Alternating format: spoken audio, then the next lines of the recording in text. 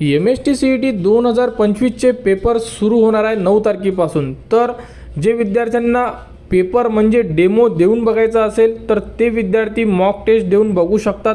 म्हणजे कॉम्प्युटरवर पेपर कसा येणार हे तुम्ही तुमच्या मोबाईलवर सुद्धा देऊन बघू शकता। तर संपूर्ण विद्यार्थ्यांनी एकदा पेपर देऊन बघा, तुम्हाला भरपूर फायदा होणार आहे जेव्हा तुम्ही मेन पेपर तुमचा द्यायला जाणार तेव्हा। तर सर्वप्रथम साईडवर या, साईडवर आल्यानंतर बघू शकता की नोटिफिकेशनमध्ये एक लिंक दिलेली आहे तुम्हाला, त्या लिंकला जाऊन मॉक टेस्ट देता येईल तुम्हाला। म्हणजे सेम टू सेम पेपर जसा तुमचा कॉम्प्युटरवर पेपर येणार सेम पेपर तुम्ही इथे सुद्धा देऊन बघू शकता। म्हणजे तुम्हाला तिथे भरपूर फायदा होणार आणि चांगले मार्क्स सुद्धा मिळू शकतात। तर इथे लिंक दिली आहे, त्या लिंकला क्लिक करून पेपर सॉल्व करू शकता। तर ही लिंक तुम्हाला डायरेक्ट या व्हिडिओच्या डिस्क्रिप्शनमध्ये दिलेली आहे, म्हणजे तुम्हाला PDF सुद्धा ओपन करायचं काम नाही। तुम्ही डायरेक्टली लिंकला क्लिक करून PCB विद्यार्थी म्हणजे ज्यांचाही PCBचा पेपर आहे ते विद्यार्थी पेपर देऊन बघू शकतात। तर पहिल्या लिंकला क्लिक करून आपण पेपर कसा द्यायचा हे बघणार आहे। बघू शकता अशा प्रकारे तुम्हाला स्क्रीनवर संपूर्ण ऑप्शन दिसून पडेल। यामध्ये तुमचं युजर नेम असेल आणि त्यानंतर तिथे तुम्हाला पासवर्ड टाकावा लागेल। तर पासवर्ड तुम्हाला वेळेवर तिथे जेव्हा तुम्ही पेपरला जाणार तेव्हा मिळणार आहे। त्यानंतर इथे तुम्हाला लॉग इनचं ऑप्शन दिलेलं आहे, तर इथून तुम्हाला लॉग इन करून घ्यायचं। सर्वप्रथम लॉग इन केल्यानंतर बघू शकता इथे तुमचं सेंटरचं नाव राहील, इथे तुमचा रजिस्ट्रेशन नंबर राहील, इथे तुमच्या हॉल तिकीटवर जो फोटो आहे तो फोटो राहणार, इथे तुमचं नाव राहणार आहे, इथे एक्झाम ड्युरेशन 180 मिनिटाचा पेपर असणार आहे तुमचा, डेट ऑफ एक्झाम आणि किती मार्काचा पेपर आहे 200 मार्काचा। अशा प्रकारे संपूर्ण माहिती दिली जाणार। यामध्ये संपूर्ण माहिती दिलेली आहे, तुम्ही रीड करू शकता। सेम टू सेम पेपर तुम्हाला एक्झाम सेंटरला गेल्यानंतर सेम टू सेम दिसणार आहे।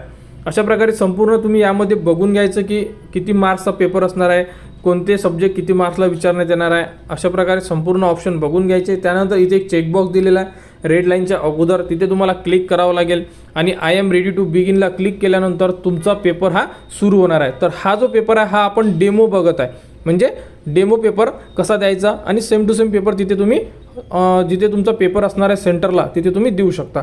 तर आय एम रेडी टू बिगिनला क्लिक केल्यानंतर बघू शकता अशा प्रकारे तुम्हाला ऑप्शन येईल। तर बघू शकता यामध्ये तुमचं नाव, रिमेनिंग टाईम सुरू झालेला आहे। बघू शकता अशा प्रकारे टायमिंग तुमचा मायनस होत जाईल, म्हणजे कमी कमी होत जाईल। सध्या डेमो असल्यामुळे 10 क्वेश्चन दाखवलेले आहे।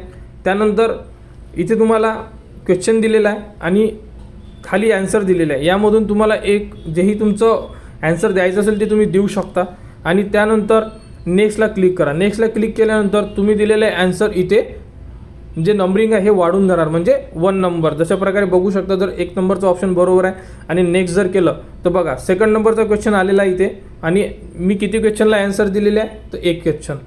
अशा प्रकारे तुम्ही जेवढे क्वेश्चन सॉल्व करणार इथे टोटल क्वेश्चन तुमचे ॲड होत जाणार।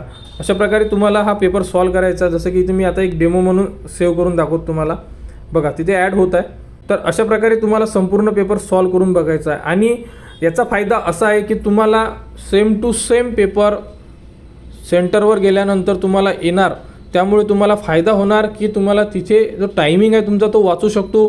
पेपर कसा सॉल्व करायचा हे सुद्धा तुम्हाला तुमच्या मोबाईलवर दिसणार आहे, म्हणजे तुम्हाला तिथे कोणत्याही प्रकारची अडचण जाणार नाही आहे आणि तुम्हाला म्हणजे तुम्ही फास्टमध्ये पेपर सॉल्व करू शकता, त्याच्यामुळे तुमचा टायमिंगसुद्धा वाचू शकतो। तर अशा प्रकारे तुम्ही सॉल्व करून बघा। तुम्ही ज्या क्वेश्चनचं ॲन्सर देणार तिथे तुम्हाला ग्रीनमध्ये येणार आणि ग्रीनमध्ये आल्यानंतर समजू शकता तुम्ही की तुम्ही दिलेलं ॲन्सर हे म्हणजे तुमचा जो क्वेश्चन होता हा सेव्ह झालेला आहे। तर अशा प्रकारे तुम्ही पेपर सॉल्व करून बघू शकता। तर ज्याही विद्यार्थ्यांचे PCBचे पेपर आहे PCMवालेसुद्धा देऊन बघू शकतात, असं काही नाही आहे। सेम पॅटर्न आहे, फक्त हा PCBसाठी देण्यात आलेला आहे। PCMसाठी सुद्धा वेगळी लिंक देण्यात येणार, परंतु PCM आणि PCBवाले विद्यार्थी डेमो पेपर देऊ शकतात, याला मॉक टेस्ट म्हटले जाते।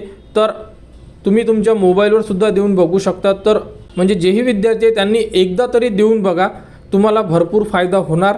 MST-CET 2025 बद्दल ज्याही विद्यार्थ्यांचे हॉल तिकीट येत नाही आहे त्या संदर्भात संपूर्ण video, no enrolment found, application not found, या प्रकारे जेही तुम्हाला प्रॉब्लेम येत आहे त्याबद्दलचे संपूर्ण सोल्युशन आपल्या यूट्यूब चॅनलवर देण्यात येत आहे।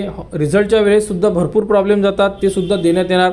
त्यासाठी आपल्या चॅनलला सबस्क्राईब करून ठेवा, चॅनलच्या कनेक्टमध्ये राहा व हा व्हिडिओ इतरांपर्यंत शेअर करा।